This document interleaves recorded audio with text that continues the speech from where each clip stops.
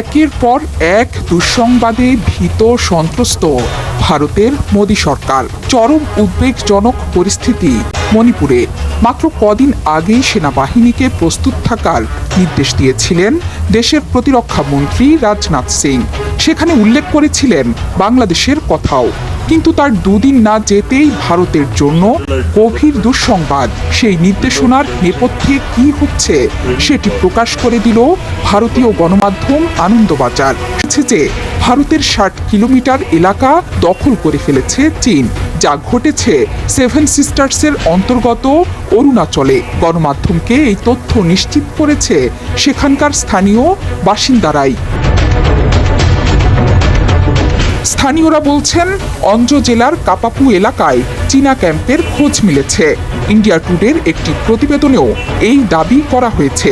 তারা বলেছে, সপ্তাহখানেক আগে থেকেই নাকি ওই অঞ্চলে অবস্থান নিয়েছে চীন সেনা। শুধু তাই নয়, এই তথ্য জানিয়েছে ভারতীয় সেনার মালবাহকেরাও। চীনা ক্যাম্পটি ম্যাকমোহন লাইন থেকে ৬০ কিলোমিটার দূরে হাদিগ্রা পাসের কাছে অবস্থিত। এই অঞ্জ জেলার চাগলাগাম এলাকা থেকেই ২ বছর আগে নিখোঁজ হয়ে গিয়েছিলেন দুই ভাই। লাইন অফ অ্যাকচুয়াল কন্ট্রোলের কাছের একটি গ্রামের বাসিন্দা ছিলেন তারা।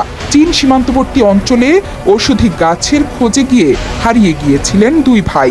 স্থানীয়দের দাবি, চীনের পিপলস লিবারেশন আর্মি PL এর হাতে বন্দী আছেন তারা। ভারতীয় সেনার কাছে বারবার নিখোঁজদের সম্পর্কে তথ্য চেয়েও কোনো খবর পাওয়া যাচ্ছে না। অঞ্জর বিধায়ক তথা রাজ্যের নারী ও শিশু উন্নয়ন মন্ত্রী দাসাংলু পুল সে সময় বলেছিলেন, চীন এখনো সরাসরি স্বীকার করেনি ওই দুই যুবক তাদের হেফাজতে কিনা। তবে আমাকে বলা হয়েছে বেঁচে আছেন তারা। যদিও অঞ্জতে চীনা অনুপ্রবেশ নিয়ে সে রাজ্যের কোনো মন্ত্রী এখনো কোনো মন্তব্য করেননি। দুই ভাই ছাড়াও ভারত চীন সীমান্ত থেকে আগেও নিখোঁজ হয়েছেন বহু মানুষ। ২০২০ সালের সেপ্টেম্বরে সুবানসিরি জেলা থেকে নিখোঁজ হন ৫ যুবক।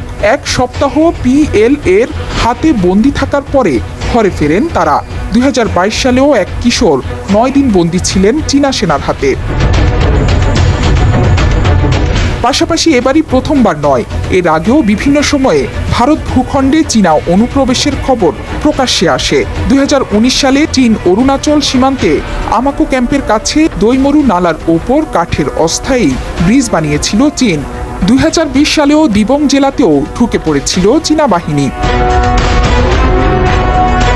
তবে বারবার এই ধরনের খবর বিজেপি সরকারের সামনে বড় একটি প্রশ্নবোধক চিহ্ন এঁকে দিচ্ছে। এবার মাত্র কদিন হলো তৃতীয় মেয়াদে সরকার গঠন করেছে মোদী জোট। তবে একক সংখ্যাগরিষ্ঠতা না পাওয়ায় বিরোধীদের তথা রাহুল গান্ধীর তিরস্কারে জর্জরিত হচ্ছেন মোদী।